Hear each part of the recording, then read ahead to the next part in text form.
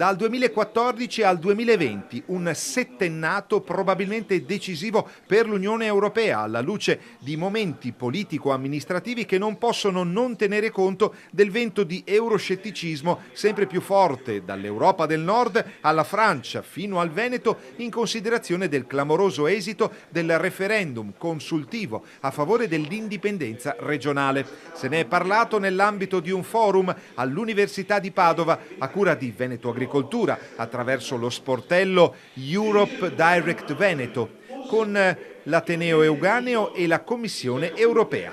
Sul tema l'Unione Europea, costruzione incompiuta o nuovo modello politico? Veneto Agricoltura ospita uno sportello europeo che si chiama Europe Direct Veneto, è uno dei 500 sportelli presenti nei 28 Stati membri. Questi sportelli fanno proprio da trade union tra la Commissione Europea e il territorio.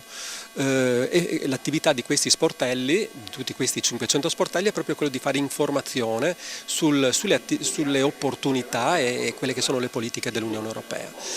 E in questo momento in tutti i paesi europei, in particolare in Italia, si stanno svolgendo degli incontri, in Italia sono 60, questo di Padova è uno di questi 60 incontri proprio per capire dove sta andando l'Unione Europea.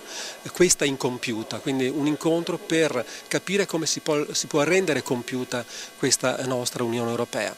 In un anno cruciale per il futuro dell'Unione Europea, un 2014 che vede partire la programmazione finanziaria 2014-2020 con 1.000 miliardi a disposizione di imprese, della collettività, un treno importante, non sappiamo poi nel 2021 quale treno potrà passare.